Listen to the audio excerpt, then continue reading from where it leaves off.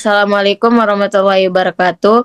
Kami dari kelompok satu ingin mempresentasikan mengenai tugas akhir dari mata kuliah operasi, yang dimana perkenalkan saya Baida Minarti dengan NIM 344. Kemudian ada teman saya. Nindira Pratiwi dengan NIM 326. Saya Kemudian Tribudin Nusantara dengan NIM 316.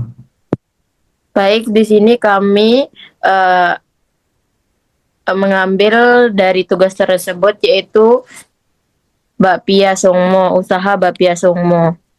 Next.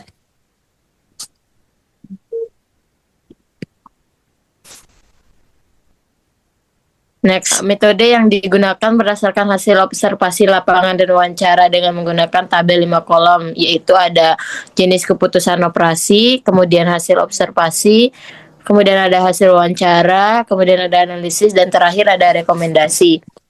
Next. Kemudian ini ada deskripsi Bapia dari Sungmo tersebut.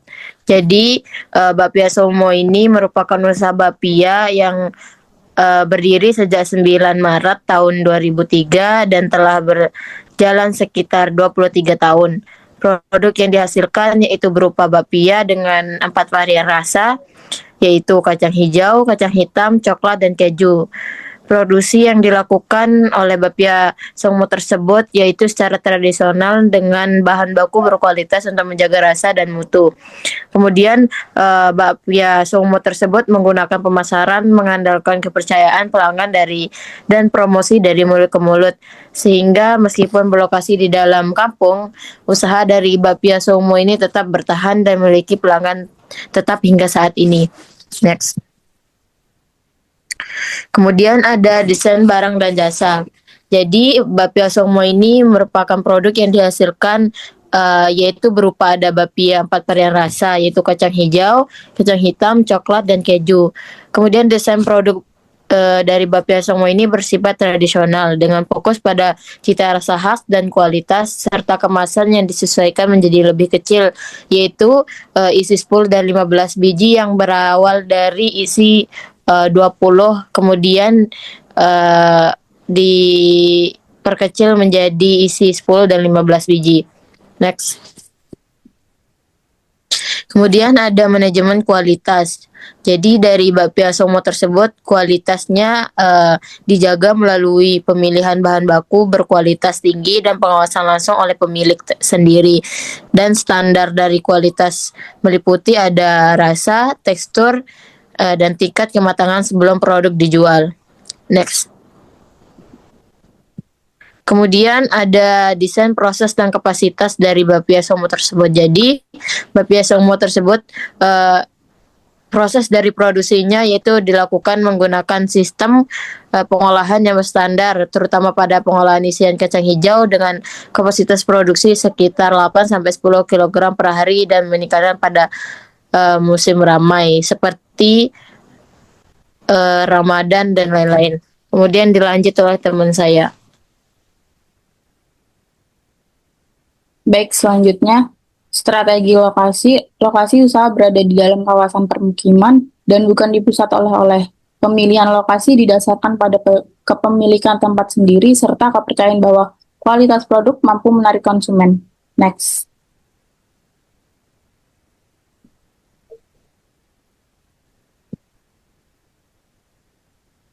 Selanjutnya, strategi tata letak. Tata letak produksi dirancang dengan mempertimbangkan efisiensi alur kerja dan fungsi ruang, area penjualan, dan pemanggangan berada dalam satu zona operasional, sedangkan penyimpanan bahan baku serta pengolahan kacang ditempatkan di area lain. Next.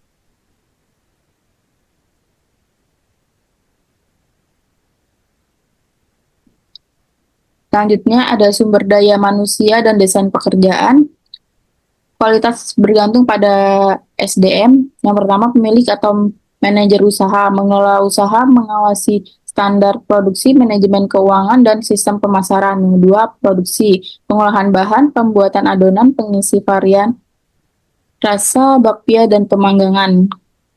Selanjutnya, kemasan rapi dan higienis sesuai standar. Lalu penjualan, layani pelanggan sesuai SOP. Selanjutnya ada pemasaran, promosi via media sosial. Desain pekerjaan pembagian tugas jelas agar operasional efisien. Yang pertama itu spesialisasi, yaitu tim harus fokus pada bidang masing-masing. Yang kedua, pembagian tugas, produksi, pengemasan, penjualan. Selanjutnya ada alur kerja, yaitu bahan baku, pemanggangan, pengemasan, quality control, pemasaran. Selanjutnya ada standar kerja, yaitu produksi waktu, kebersihan, dan pelayanan harus sesuai SOP. Yang terakhir ada fleksibilitas, yaitu karyawan bisa merangkap tugas jika diperlukan. Next. Selanjutnya ada manajemen rantai pasokan. Yang pertama ada raw material atau bahan baku yang berkualitas. Lanjut ke supplier, pasar tradisional atau distributor yang terpercaya dari segi kualitas dan harga. Lanjut ke factory, sistem produksi yang berkualitas sesuai standar Bapia Songmo.